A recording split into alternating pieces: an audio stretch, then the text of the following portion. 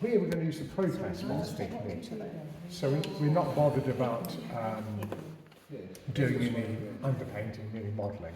Start with the darkest, and then we just add a line for the lighter version. So you're sort of stacking up. Now, why do you think we haven't bothered modelling here, it's just stacking up? It is modelling, but it's much more graphic.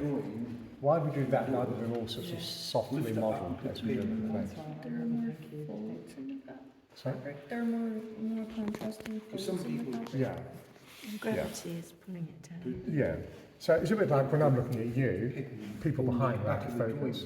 So you want more modelled there and more sort of abstract there, so eyes are drawn there. So it's a sign of sort of decadence often. Say a lot of most 19th century Russian icons, they spent so much time in beautiful garments and beautiful bold lines. And people are boggling at that and forget the face. Instead of the face, yeah. It's already got. So here, we can use it. You just stick that in. Just a pure black with a touch of red. And just establish your outline.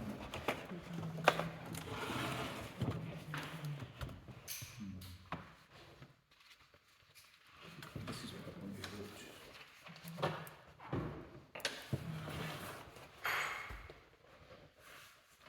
Basically, you don't always add white to go lighter, but in this case, and with the blue, you add white to go lighter. Some cases you might add yellow to go lighter. Just tidying the edge up. So now we mix up the original colour, whatever that was, then add a little bit of white to it. So you're only using this on the purple garment, not on the blue garment? I could use something like that, but I'm just moving along with it. Okay. So let's add a bit of, what do I do? Is it pure black with a touch of I red? use that. Pure black with a touch of white. Yeah. Red. So black and red. I might have had a touch of blue, but I can't remember. So mix up that colour again if you can, and then you can only use the same mix with more and more white to do all the layers. So sort of don't be meaning how much you make, otherwise you'll run out halfway. That's roughly right. Okay, so we add a little bit of white to that.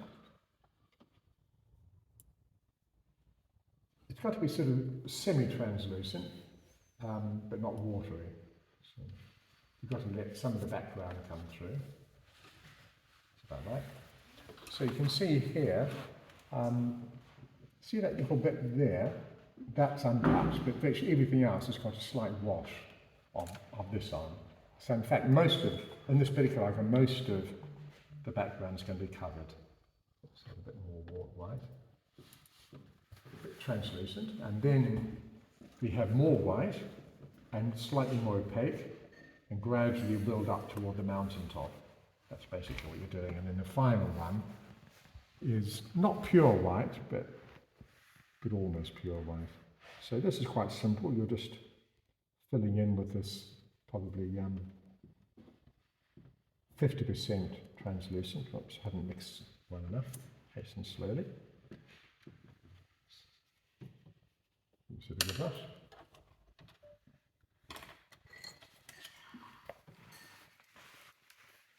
So as I mentioned, this is called the ProPlasmos. Pro means first, so basically the first layer is just the darkest of all the shades you're going to use. And then, from then on, you just add white. So while that's drying, I'll add more white.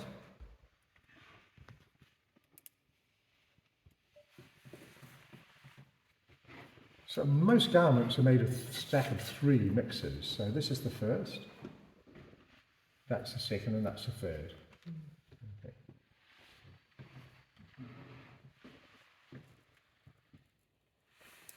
And each one's just got a bit more white. Yeah? That's right, and slightly more opaque. You might have to fine tune a bit so you don't jump up too much. Go over the edge. Don't try to sort of stop in the right place. So most of this is made out of triangles. We're not cubists, we're triangulists. So, and keep it semi-translucent.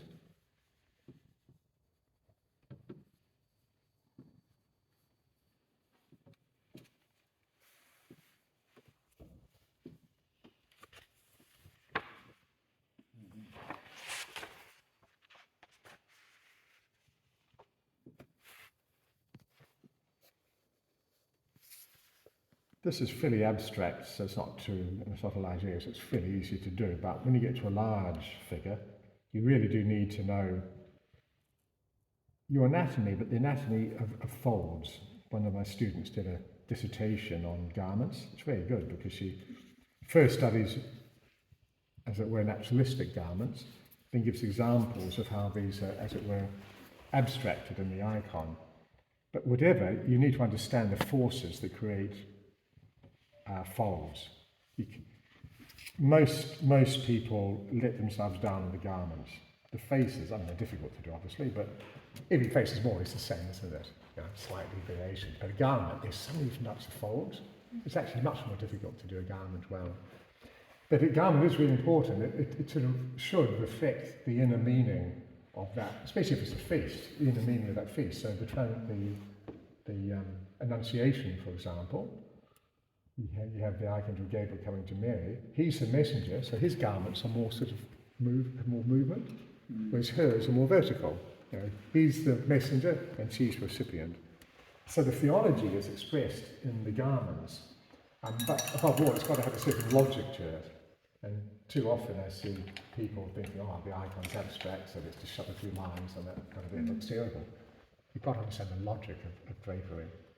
And this is the main reason why I get students to do lots and lots of monochromes.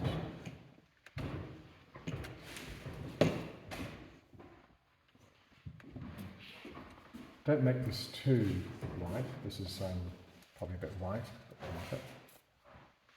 All these are triangles, aren't they? There's no parallel line here.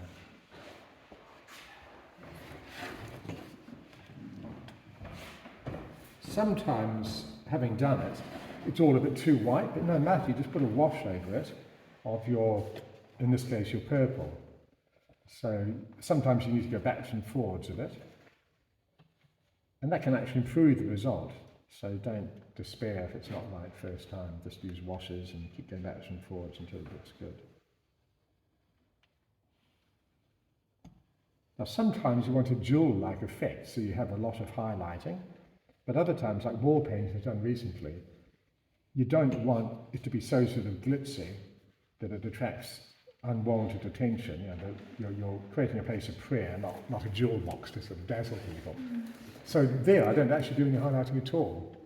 So I'll do the underpainting and put a membrane and that's it. No highlighting.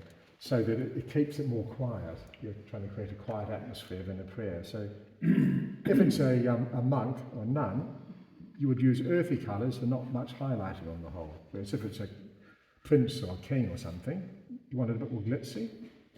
So you wouldn't use earth colours so much, you'd use stones, which give high sort of register, whereas monastics, you would just stick to earth colours. So even the colour scheme needs to relate to the sort of theology and the liturgical use. What is actually going on here? Yeah, it's called a clavus, I think.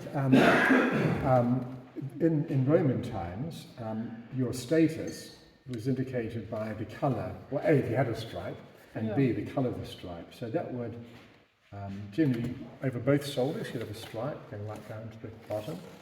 Only the emperor could have a purple one, or people very close to him. So that's sort of sign of aristocracy, as it were. Right, I was trying to work out, because obviously the drapery follows the anatomy, as you said. I couldn't work out what was going on there. That's what that is. So that's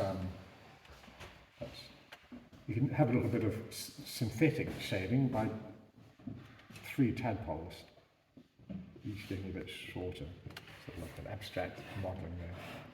Okay? Same principle with that. Same idea. So you're stacking up, almost like, imagine you're cutting out cardboard shapes, and each shape is a bit smaller, so you're stacking them. Definite change. You do get some garments where they model the changes, but then they'll probably end up with a really crisp highlight, so there's still that abstract quality.